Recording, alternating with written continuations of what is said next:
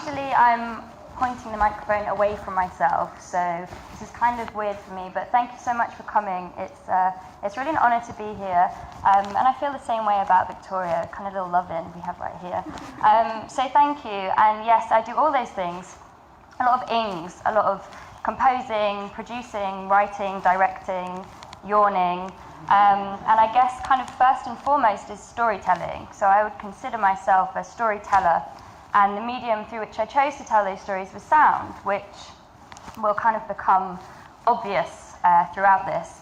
And the series kind of that I'm talking in is based on chaos, and so I wanted to start with this.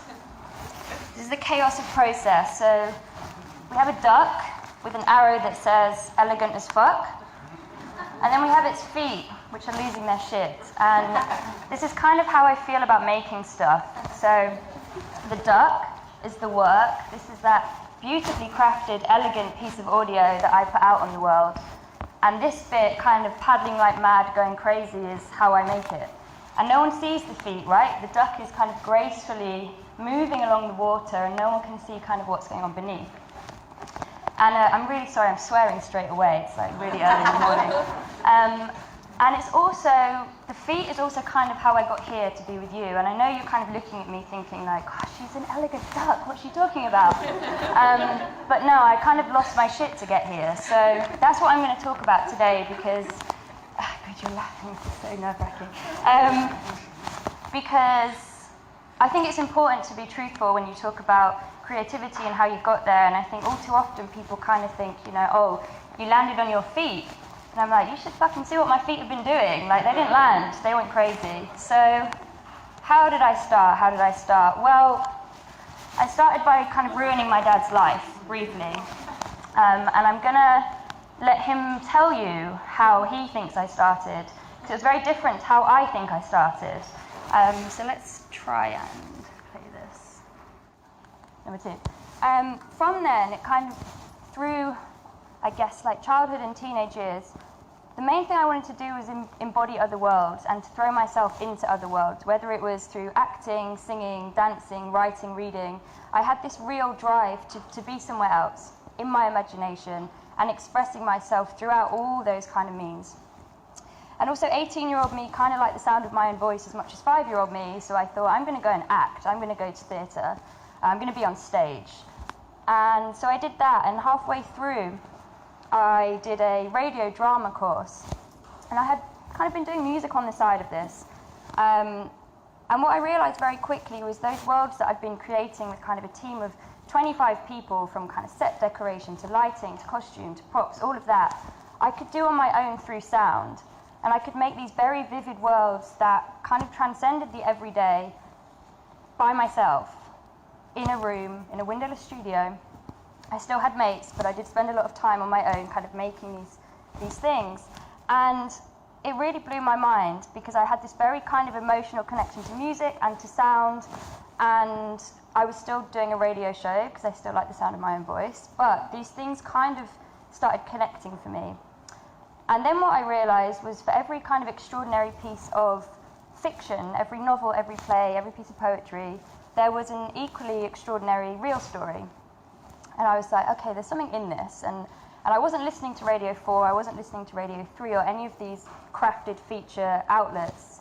So I didn't really know what I was doing. I thought I was just having fun. And I was like, I'm really good at this thing, but I don't know what it is. And so a tutor said to me, well, why don't you go and study it? Why don't you go and do a master's in radio? And I was like, yeah, I'll do that. I'll go and do a master's in radio. That'll help me. And so I applied for Goldsmiths, and part of my application was a body of work. And now I kind of think about it, it's kind of really wanky. It's like soundscapes of me telling stories about my life, because, you know, I followed through from 5, and I think if anything, you know, my dad has to be okay with it, because, you know, 25 years later, I'm still doing the same thing.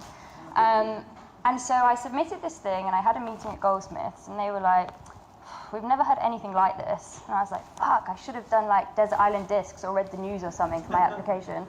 And they said, you know, we think it's fantastic, and we want you to come here, and we're going to nurture you, and we're going to make sure that you can explore this. And that was kind of the first time I realized that when you align yourself with the right people, when you are in a space where they want to cultivate your magic, where they want to give you the space that you can explore that, that's amazing. And so what happened throughout my year was there weren't boundaries put on me, and I was able to kind of explore these sonic landscapes. It sounds really wanky when I say all this terminology, but we'll get there. And they let me do what I wanted to do, and within reason, you know, there's always a kind of exchange in creativity. You give something and you get something back. And so for a year I had this amazing, very fluid way of working, where what I was doing was okay for them, and then how they were looking after me was fine. And kind of partway through my masters, making these like very vivid soundscapes with real stories over the top, I won this award. And then I was working freelance, and I started making short stories for the Shortcut series presented by Josie Long on Radio 4, and then ultimately joined that company. And again, I had two people there who nurtured and cultivated that kind of magic that I found, that thing that I had that no one else did. And no one told me, you know, don't do it like that, do it like this. They were happy for me to kind of grow. And I think that is so essential when you're doing something creative, because the only thing you have that's different from everyone else is that you're you. And I think when you approach that with authenticity, when you really channel that, that's when magic happens. So I did it my way, not the song, although if you kind of read that in the style of the song, great. And so the pursuit of magic, and I did have some clips, but we're just going to have to roll through these. So what people don't tell you about making documentaries, so I'd got over, you know, myself being on a voice recorder, kind of when Instagram came in and everyone's anxious, so I was like, okay, allow that, I'm going to talk to other people. And I decided I wanted to make my first feature-length doc on sound. And I met this woman called Jane, who had this extraordinary story, had been through this insane hardship, but had come out the other side singing and laughing, and she had helped thousands of women around the world. And I thought, hey, I want to make a program with her, I want to make a documentary with her. But I'm not going to pitch it yet, because I felt I want to get to know her, and I need to spend time with her, because how else am I going to kind of honour her story and make it authentic, to put it onto the world, unless I know all the shades of grey. And so we spent a year getting to know each other, and it's a kind of weird situation. You form a relationship, but you're not friends. You know, it's very intimate, but also there is work there. And what happened with Jane is we'd spent this year getting to know each other, and then we sat down to do the record, and I remember turning the microphone on, and I was looking her right in the eye, and listening in its purest sense. You know, your intention is to listen. And suddenly, it was like the room changed, and time just kind of stood still. And I stopped being producer or maker, she stopped being teller, and it was like electric, you know, the mic's gone. And you're just very present in this moment with another human being at this level of intimacy that I'd never experienced before, and I don't think many people do. And the only thing I can kind of liken it to is yoga, and it's kind of funny, that's how Victoria and I met, that when you step on a mat and you decide, you know, your intention is, I'm just going to be here, I'm not going to be at work, I'm not going to be at my next appointment, I'm not going to be what happened last night, but I'm just going to be here.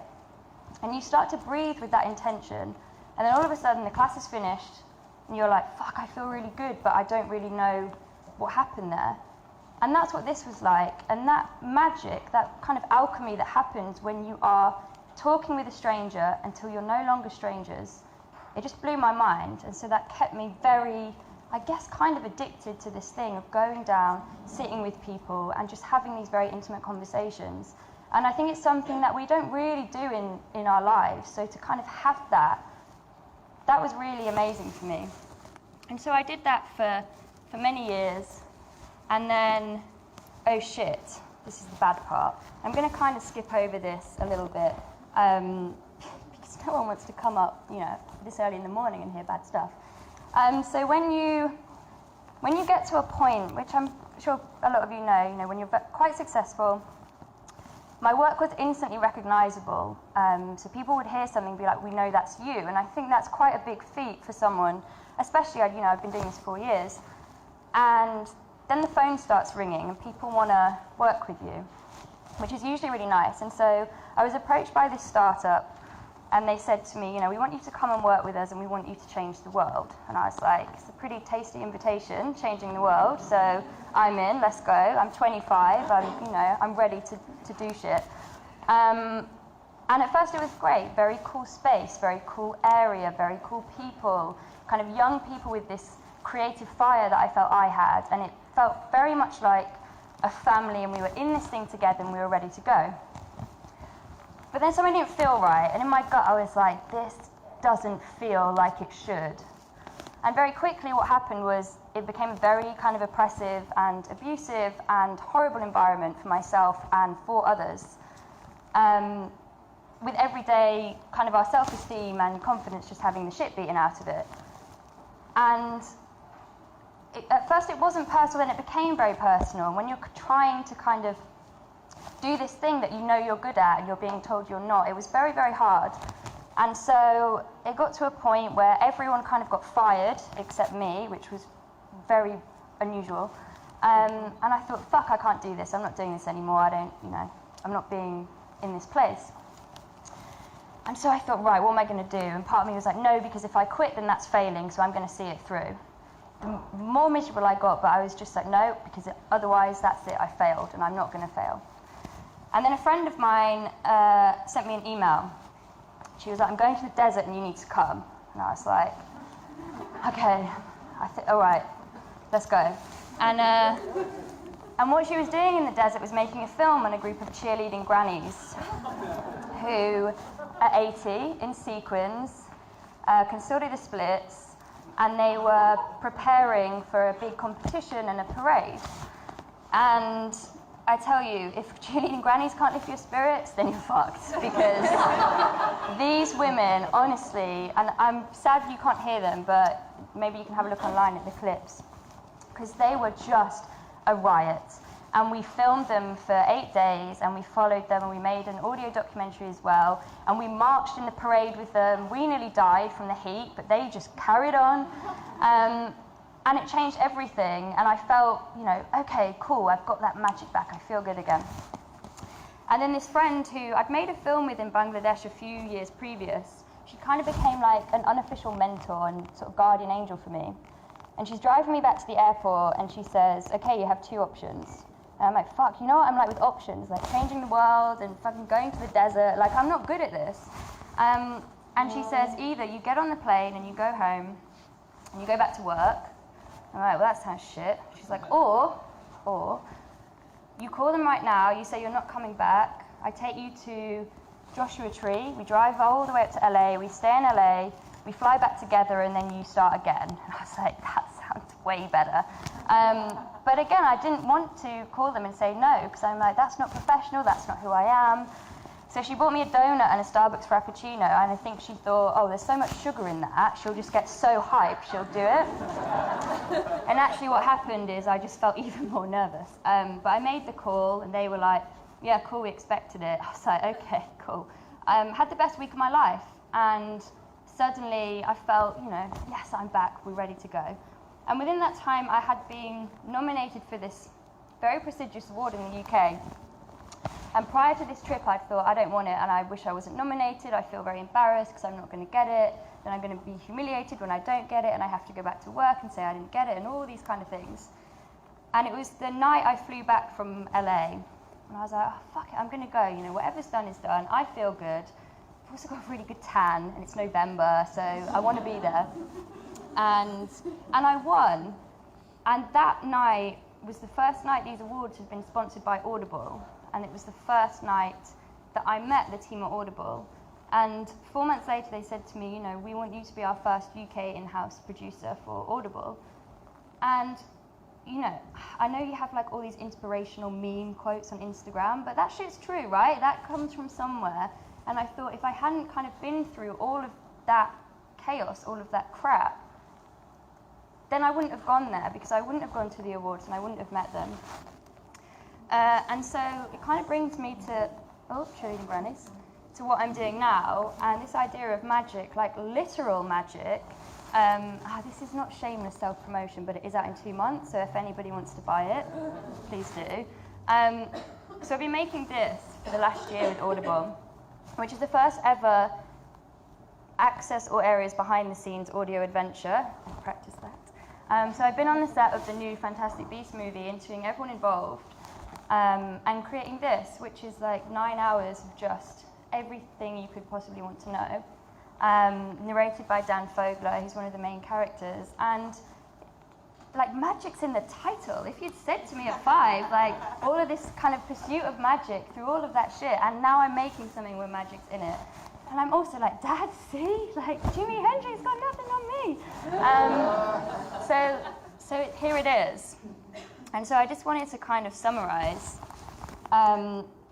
To find your magic and try not to ruin anyone's day, although parents are kind of allowed because they made you, so half their fault. To do it your way. No one can do it like you. And when you're your authentic self, when you really just put your bones into something, no one can fuck with that because only you can do it. To align yourself with people who help you cultivate your magic and offer a creative exchange, which I had it at Goldsmiths, I had it with the first company I worked for. I have it now with Audible, and I had it with my friend Claire, who took me to the desert. And again, to take time to form meaningful connections, because those people will always have your back. However, beware of vampires, to quote Caitlin Moran. People, for whatever reason, not always through malice, but who just suck the life out of you. And I think it's knowing when to go, which brings me on to the second one, which is, giving up is not a sign of weakness, and it takes courage to make a change, again, where those meaningful humans come in, because they can save your life. I didn't leave probably a year before I should have, because I felt I was failing if I didn't win, if I didn't get to where I needed to be, and actually I just should have gone. My mental health suffered for it for a year, feel good now, but that could have been avoided. Cheerleading grannies make everything better. Goes without saying, if anyone's feeling down, and there's some great women in the desert, they love visitors. Sounded weird. And then finally, you can't make magic without a little chaos. The good shit ain't easy and the easy shit ain't good. And I'm literally making magic, right? It's in the title, and I think to kind of go through, seemingly not as bad as some people go through, but to kind of maintain that sense of this is what I love, this is what I want to do, and see it through, I think is really important. That's it.